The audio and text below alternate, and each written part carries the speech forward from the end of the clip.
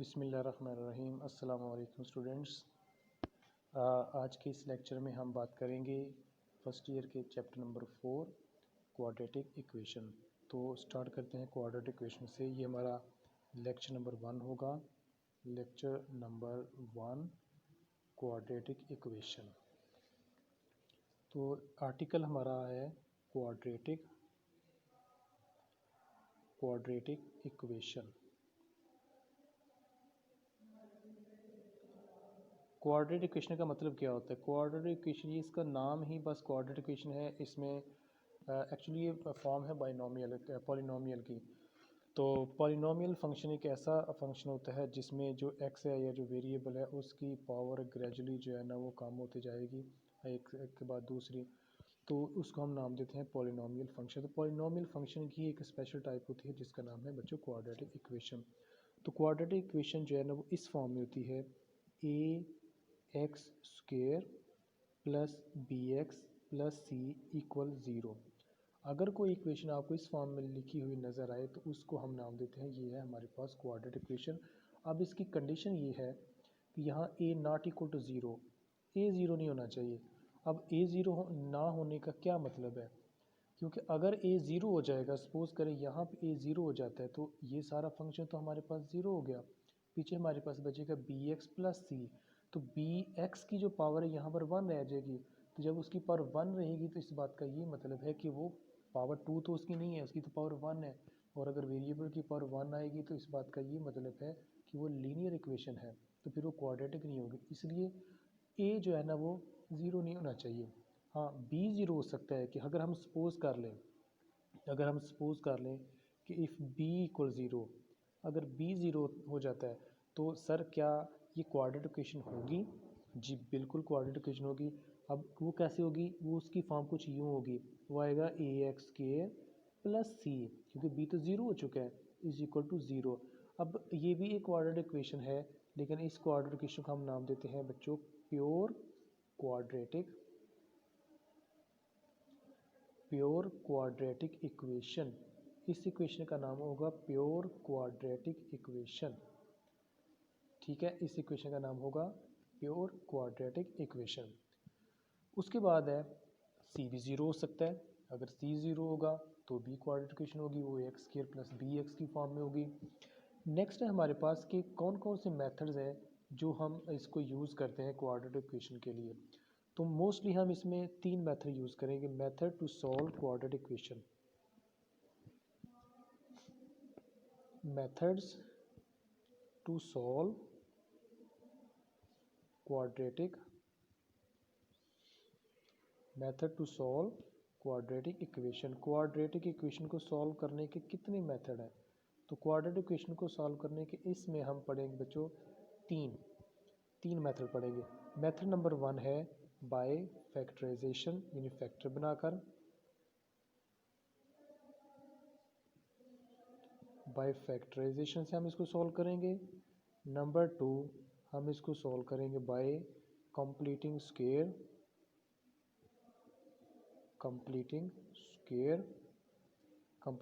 से भी हम इसको सॉल्व करेंगे। नंबर 3 हम इसको सॉल्व करेंगे बाय क्वाड्रेटिक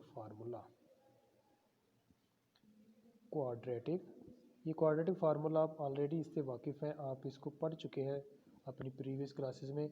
मैं इसका फार्मूला जस्ट लिख देता हूँ कि क्वाड्रेटिक फार्मूला जब इस फॉर्म में है, x equal minus b plus minus b square minus 4ac over 2a, इसको हम नाम देते हैं क्वाड्रेटिक फार्मूला।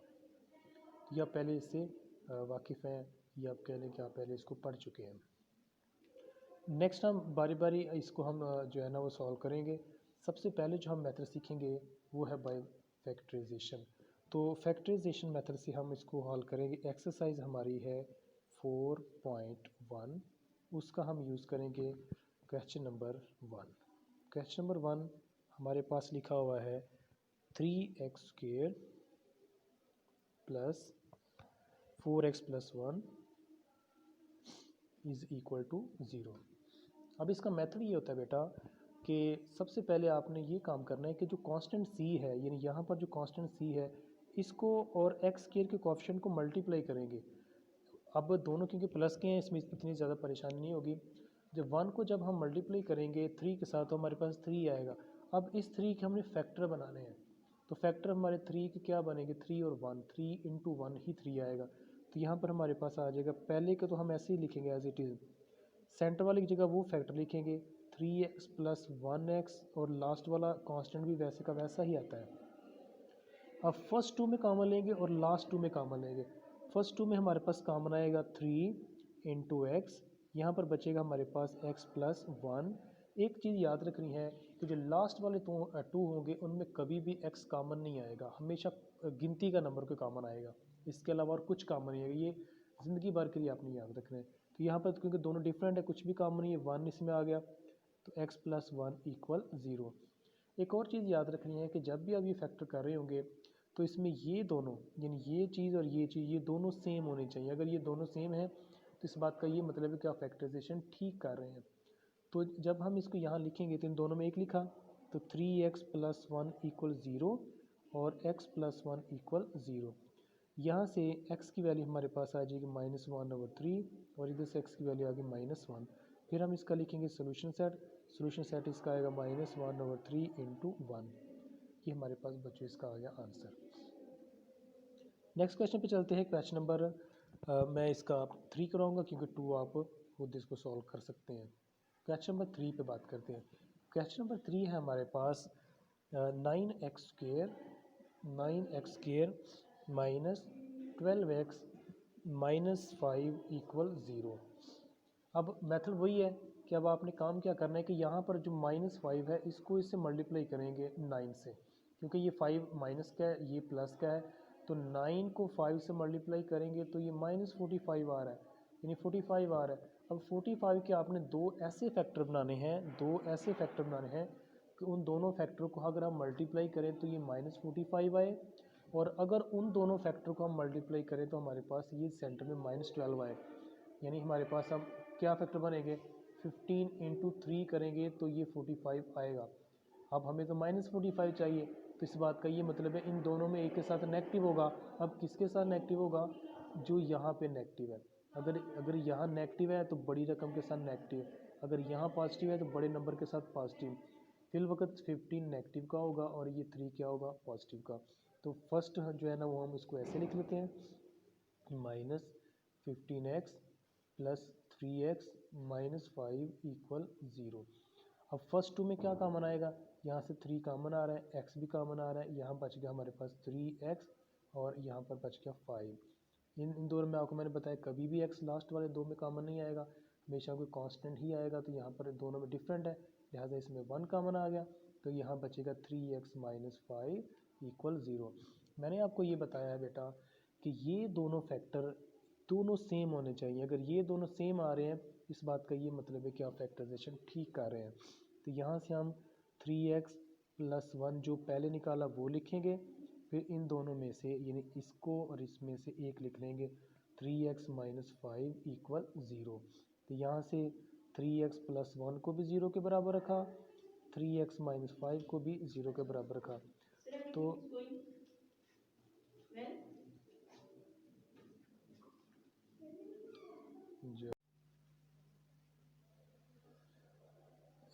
जी स्टूडेंट्स, तो हम बात करते हैं मेथड नंबर 2, जो क्वाड्रेटिक इक्वेशन का मेथड नंबर 2 है उसके हवाले से बात करेंगे, वो है कंप्लीटिंग स्क्वायर। इस लेक्चर में हम पढ़ेंगे कंप्लीटिंग स्क्वायर से हम किसी भी क्वाड्रेटिक इक्वेशन को कैसे सॉल्व करते हैं। तो क्वेश्चन नंबर 9 है हमारे पास, X square minus 2x minus 8 9n।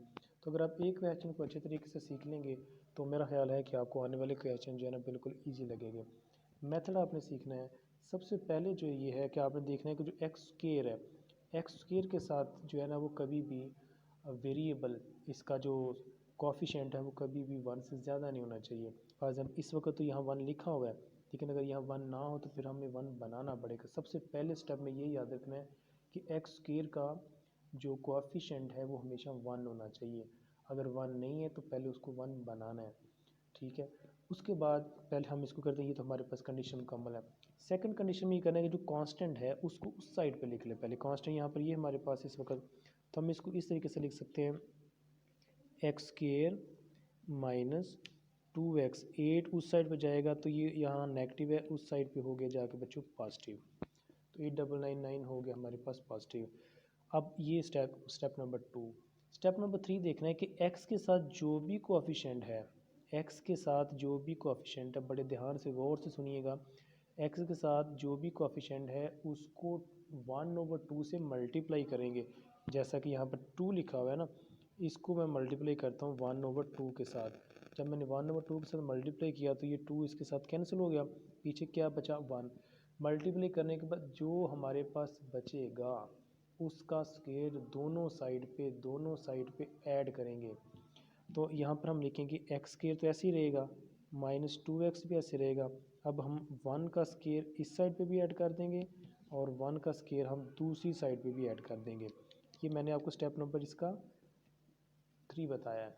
दोनों तरफ मैंने 1 का स्क्वायर क्या कर दिया, ऐड कर दिया। जैसे ही मैंने 1 का स्क्वायर ऐड किया तो इस साइड पे जो हमारे पास लेफ़्ट साइड होगी, उस लेफ़्ट साइड पे स्क्वायर जो है ना वो ऑटोमेटिकली मुकम्मल हो चुका होगा। हम इसको लिखेंगे x, पहले x की जगह क्या लिख लेना है, x लिख लेना है, फिर जो आपने ऐड किया होगा वो लिख लेना है। अब इनके दरमियान, इन तीनों के दरमियान अगर एक भी नेगेटिव आ जाए तो इनके दरमियान नेगेटिव लगा दें, फिर इसका बन जाएगा हमारे पास whole square is equal to 8999। अब 1 का स्क्वायर हमारे पास क्या आएगा 1, ठीक है। अब x - 1 का होल स्क्वायर इक्वल, इन दोनों को ऐड करें तो ये हो जाएगा 900।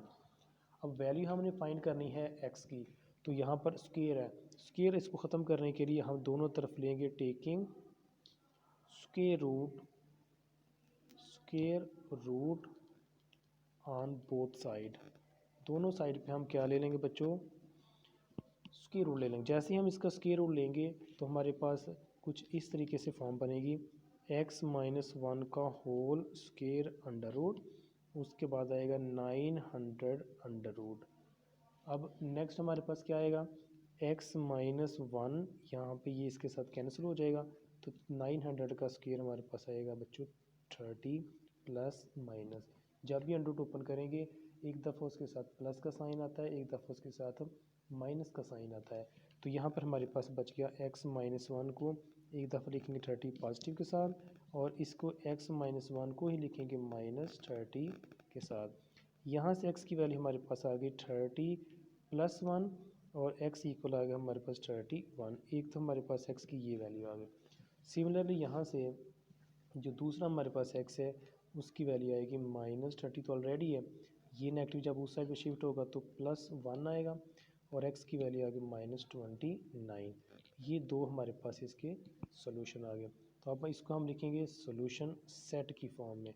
सोल्यूशन सेट इसका क्या आएगा, जो आपने वैल्यू फाइंड किया उसको यहाँ पुट कर दें, 31 और -29, ये इसका बच्चों सोल्यूशन आ गया। इसको मैंने सॉल्व किया है बाय क्वाड्रेटिक फार्मूला। सिमिलरली अगर मैं इसको सॉल्व करना चाहूँ, एक और क्वेश्चन के हम बारे में बात करते हैं, वो देखते हैं कि उसको हम इसी मेथड से हम हल करेंगे। एक दफ़ा हम मज़ीद इसको सीखते हैं और करते हैं इसका क्वेश्चन नंबर 10। तो क्वेश्चन नंबर 10 के ऊपर बात करते हैं। क्वेश्चन नंबर 10 वो है हमारे पास बच्चों x square plus 4x minus 1085, ये हमारे पास आ गया क्वेश्चन नंबर 10।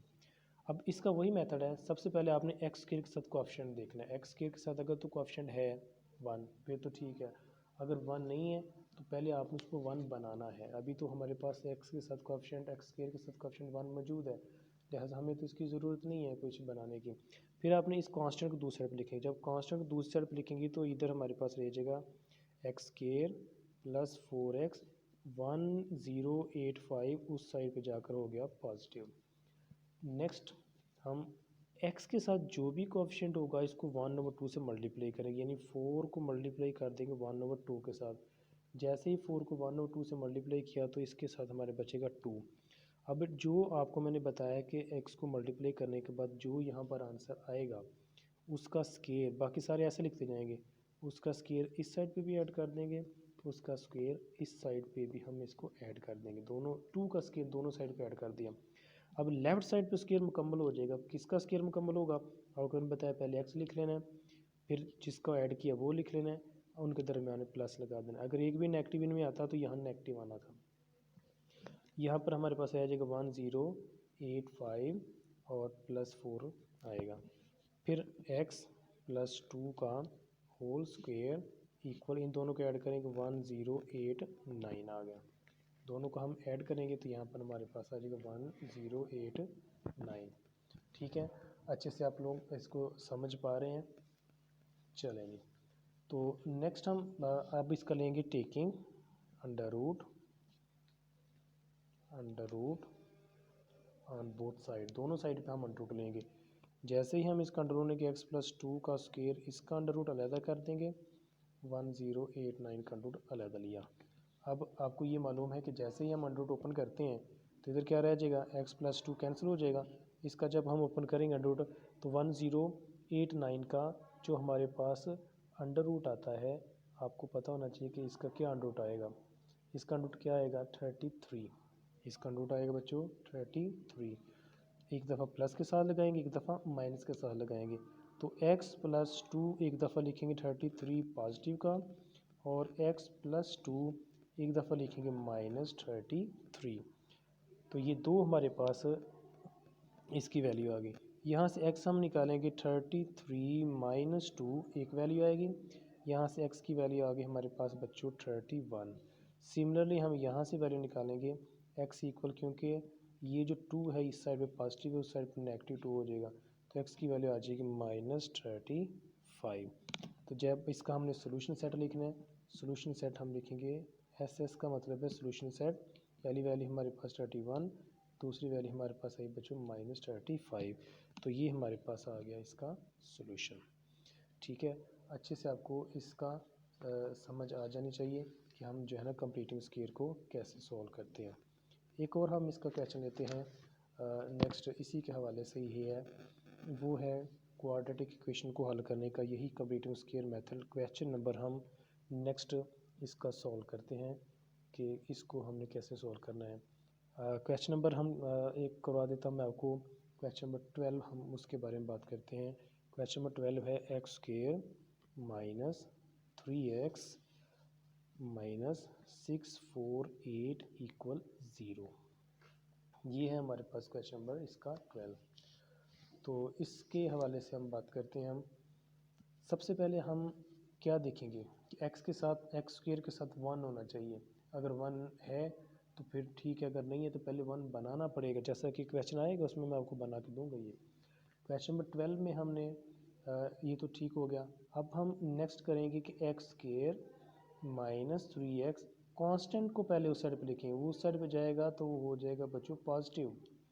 अब आपको मैंने बताया था कि जो भी x के साथ होगा, x के साथ अभी 3 है, -3 है, इसको मल्टीप्लाई करेंगे 1/2 के साथ। जब 1/2 से मल्टीप्लाई करें, क्योंकि कैंसलेशन नहीं हो रही, अगर कैंसिल नहीं हो रहा तो एज इट इज़ लिख दे रही है, 3/2 लिखेंगे। तो हम लिखेंगे कि 3/2 का स्क्वायर दोनों साइड पे ऐड कर देंगे, जो आएगा उसका स्क्वायर ऐड करना है, तो इसलिए मैंने यहाँ पर प्लस लिखा है। इसका स्क्वायर इधर भी ऐड कर देंगे, और इसका स्क्वायर जो है ना वो हम दूसरी साइड पे भी ऐड कर देंगे। तो दोनों साइड पे हमने स्क्वायर ऐड किया है, दोनों साइड पे हमने स्क्वायर ऐड किया है। किसका स्क्वायर ऐड किया है? 3/2 का। अब इस साइड पे स्क्वायर मुकम्मल हो जाता है, अब किसका स्क्वायर होगा? पहले लिख लेंगे x, फिर जिसको ऐड किया है वो लिख लेना है। अगर एक भी नेगेटिव है तो उधर नेगेटिव लिख देंगे, इसका होल स्क्वायर 648। अब 3 का स्क्वायर कितना हो गया? 9। 2 का स्क्वायर कितना हो गया? 4। तो x - 3/2 का होल स्क्वायर इज इक्वल, इसका ले ले एलसीएम। इसका एलसीएम बेटा क्या आएगा? 4 एलसीएम आ गया इसका।